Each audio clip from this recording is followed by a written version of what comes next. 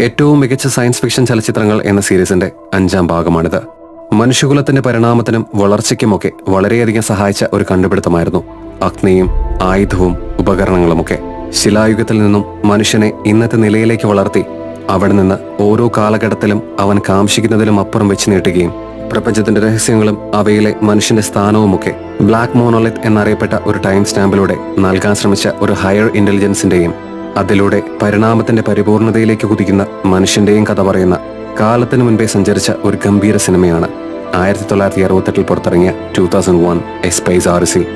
വളരെ നൂതനവും വ്യത്യസ്തവുമായ രംഗങ്ങളും വിഷ്വൽ എഫക്ട്സുകൾ കൊണ്ടും സിനിമയിലൂടെ പറഞ്ഞു വെക്കാൻ ശ്രമിച്ച ശക്തമായ ഫിലോസഫിക്കൽ തീം കൊണ്ടും ഡയറക്ടർ സ്റ്റാൻലി കുബ്രിക് ഒരു ദൃശ്യവിസ്മയമാണ് ഈ സിനിമയിലൂടെ തീർത്തിരിക്കുന്നത്.